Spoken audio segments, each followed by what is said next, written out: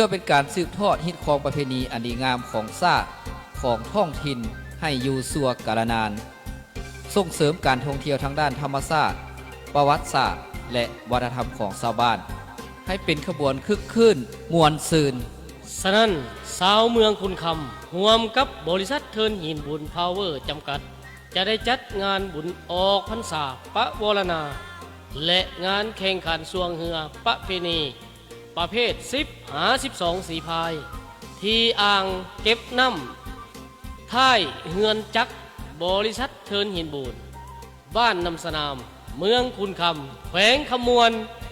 ในระหว่างวันที่17-18 ตุลา2025ที่จะมาถึงนี้ซึ่งงานดังกล่าวจะมีหลายกิจกรรมเช่นกิจกรรมวางแสดงผลิตภัณฑ์ของชาวบ้านท่องเที่ยวชมความงามธรรมชาติภายในเมืองและกิจกรรมอื่นๆอีกหลายการสำหรับการแข่งขันส่วงเรือในปีนี้จะแบ่งออกเป็น2 สายคือส่วงเรือภายในเมืองและแบบเปิดกว้างจะมีการแข่งขัน2 วันเต็มและมีการครบงันพบกับวงดนตรีลาน้อยมีใสพิเศษในวันที่17 ตุลา2025จะได้มีการเปิดงานอย่างเป็นทางการ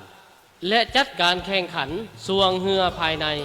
ประชันนักสีพายที่มาจากบรรดาบ้านภายในเมืองคูนคำประเภท10 หา 12 สีพายประชันความแข็งแกร่งของทีมเรือที่มาจากบรรดาบ้านเมืองและแขวงอ้อมข้างชิงเงินรางวัล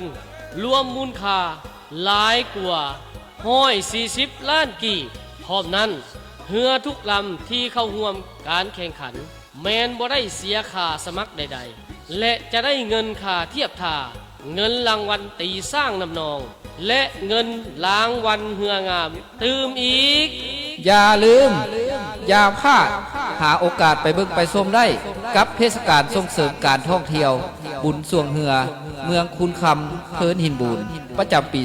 2025จัดแท้จัดจริงยิ่งใหญ่แน่นอนสนับสนุนหลักการจัดงานโดยบริษัทเทินหินบูนพาวเวอร์จำกัด THPC ร่วมสนับสนุนโดยมาลงนาวานักแข่งขันออกแข่งเยิก